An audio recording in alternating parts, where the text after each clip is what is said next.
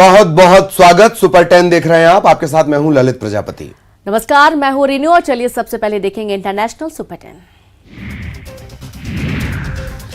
पाकिस्तान ने British media में आई उन खबरों को खारिज कर दिया है कि पिछले महीने लंदन के हीथ्रो हवाई अड्डे पर उतरा एक यूरेनियम युक्त कार्गो पैकेज कराची से आया था। पिछले महीने हीथ्रो हवाई अड्डे पर सीमा अधिकारियों द्वारा यूरेनियम से दूषित कार्गो जब्त करने के बाद ब्रिटिश आतंकवाद रोधी पुलिस मामले की जांच कर रही है।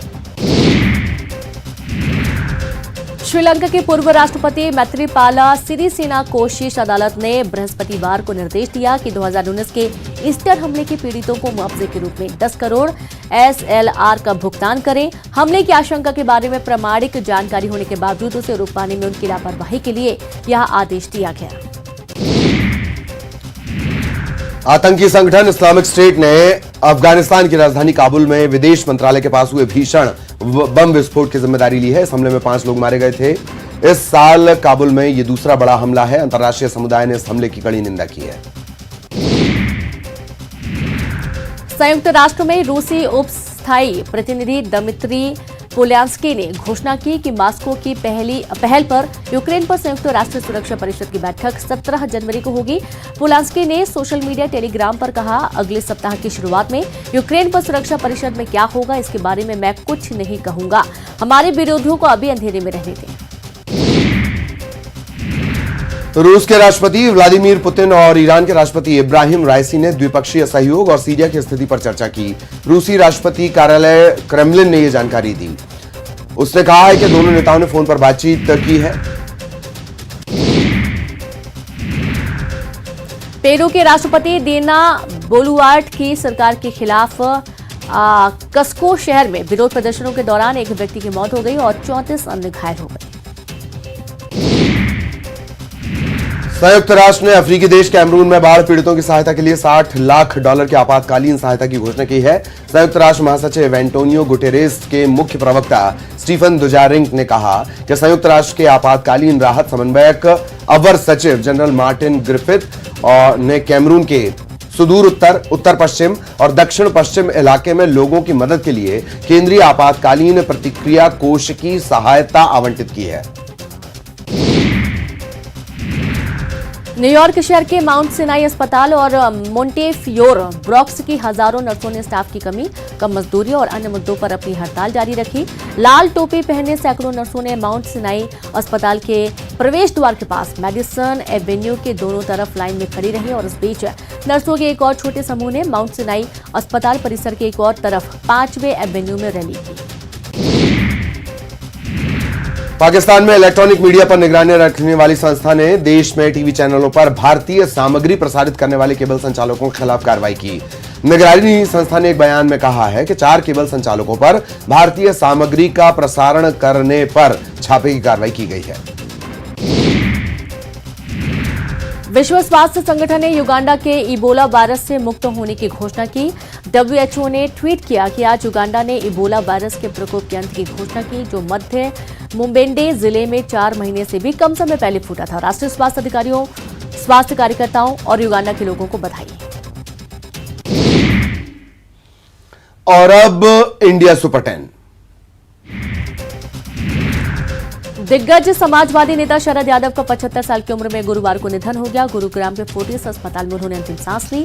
उनकी बेटी सुभाषिनी यादव ने ट्वीट कर इसकी जानकारी दी। शरद यादव 1974 में जबलपुर से पहली बार सांसद चुने गए थे। वे 4 बार बिहार के मधेपुरा सीट से सांसद रहे।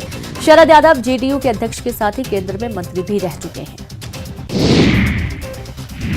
केंद्रीय गृह मंत्री अमित शाह आज जम्मू और राजौरी का दौरा करेंगे। शाह राजौरी के डांगरी गांव भी जाएंगे, जहां लोकल लोगों को की टारगेट किलिंग की गई थी। मारे गए लोगों के परिजनों से मुलाकात भी वे करेंगे। दिल्ली में जोशीमठ संकट पर अमित शाह की अध्यक्षता में बड़ी बैठक हुई। बैठक में कई बड़े मंत्री मौजूद रहे। बता दें, जोशीमठ के हालात पर गृह मंत्रालय काफी चिंतित है।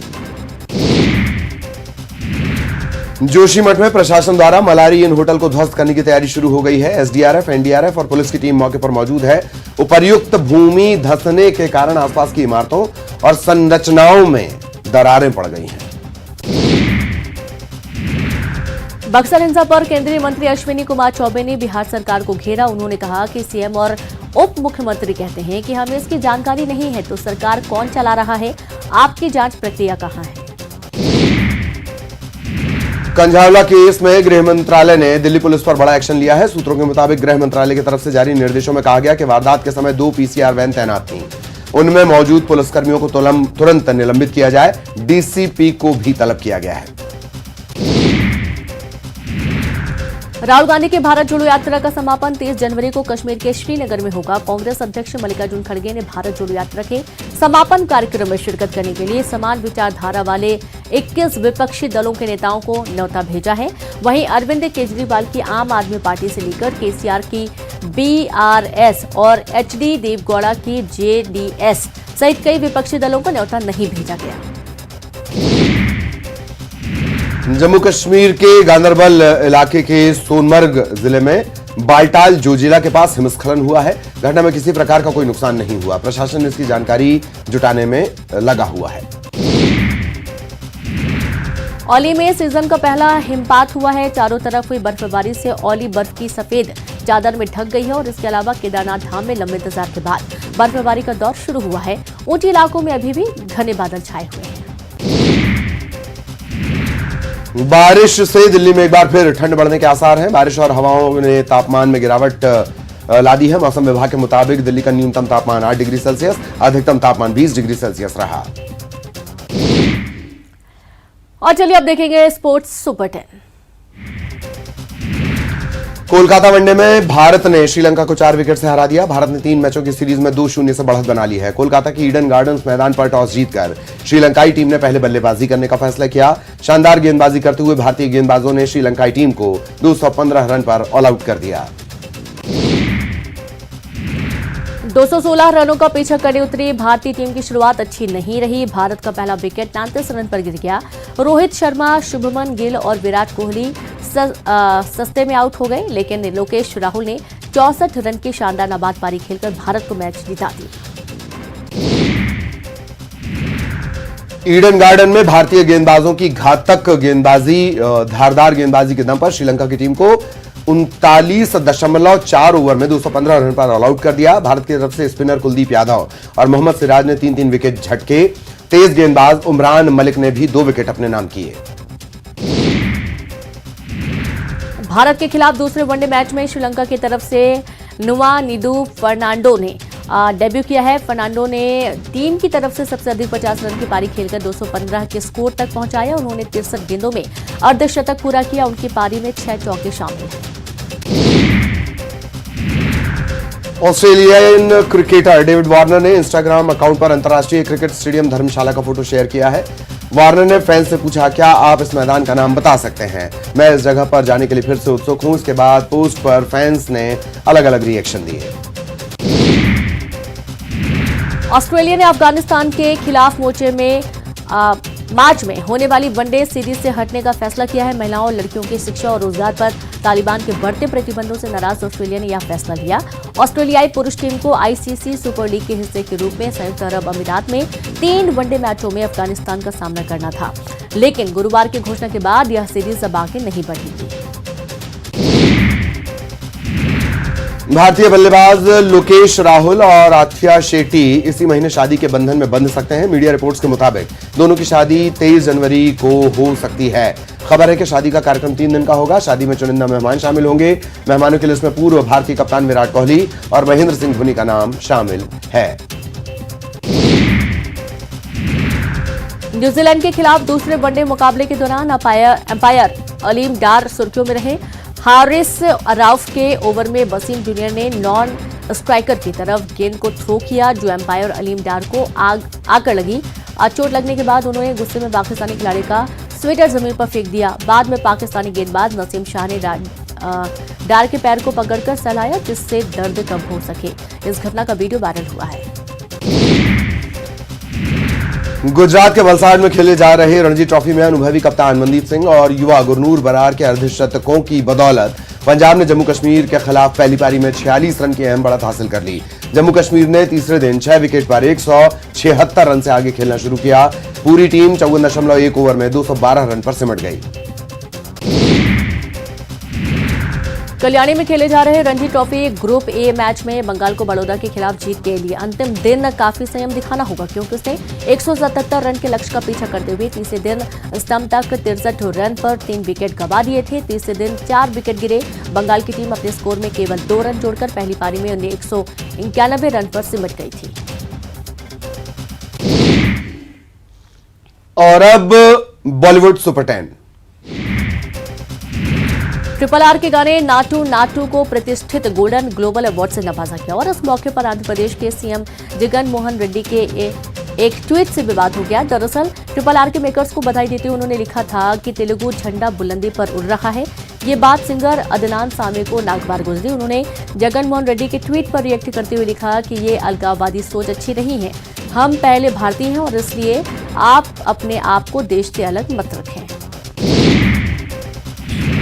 शिल्पा शेट्टी कुंद्रा की फिटनेस और डांस का हर कोई दीवाना है। एक्ट्रेस अक्सर सोशल मीडिया पर अपनी मोटिवेशन वाले वीडियोस, फोटोज फैंस के साथ शेयर करती हैं। इस बीच शिल्पा ने अपना एक डांस वीडियो इंस्टा पर शेयर किया है। इस वीडियो में एक्ट्रेस जिम आउटफिट पहनकर डांस करती हुई नजर आ रही हैं। इस वीडियो को शेयर करते हुए उन्होंने कैप्शन में लिखा, इस बुधवार के दिन को यादगार बना रही हूं। बीते दिन नसीबे गोल्डन ग्लोब अवार्ड्स में नाटू नाटू गाने को बेस्ट ओरिजिनल सॉन्ग का अवार्ड में फिल्म RRR को मिला है, जिसके चलते सोशल मीडिया पर फिल्म निर्माता SS राजामौली और एक्टर जूनियर NTR और रामचरण को फैंस और सेलेब्स बधाई देते हुए नजर आए। इस बीच टाइगर श्रॉफ ने भी अपने अंदाज में फिल्म की टीम को बधाई दी, जिसका एक वीडियो उन्होंने अपने इंस्टाग्राम अकाउंट पर शेयर किया। बीते दिनों पुष्पा 2 से रश्मिका मंदाना को रिप्लेस किए जाने की खबर सामने आ रही थी। कहा जा रहा था रश्मिका को फिल्म के दूसरे पार्ट से हटा दिया गया है, लेकिन अब रिप्लेस होने की अफवाहों पर रश्मिका का रिएक्शन आया है। एक इंटरव्यू में रश्मिका ने कहा कि बहुत सारी खबरें आ रही हैं कि मुझे फिल्म से रिप्लेस कर दिया गया है, लेकिन ऐसा नहीं है। मैं फिल्म की शूटिंग स्टार्ट करने के लिए बेहद एक्साइटेड हूं। कार्तिक आर्यन की फिल्म में शहजादा का ट्रेलर रिलीज हो गया। यह एक एक्शन एंटरटेनर फिल्म है। फिल्म के ट्रेलर में कार्तिक एक्शन अवतार देखने को मिलेगा। कार्तिक और कृति सेनन स्टारर इस फिल्म का डायरेक्शन रोहित धवन ने किया है। उर्वशी रौतेला अक्सर किसी न किसी वजह से सुर्खियों में रहती हैं। अब सोशल मीडिया पर उर्वशी ने एक प्रमोशनल इवेंट का वीडियो शेयर किया है। इसमें उर्वशी को देखकर लोग क्रिकेटर ऋषभ पंत के नारे लगा रहे हैं। उर्वशी ने इस वीडियो को शेयर करते हुए कैप्शन में लिखा, यही वो प्यार है जो मुझे आगे लेकर जा रहा है।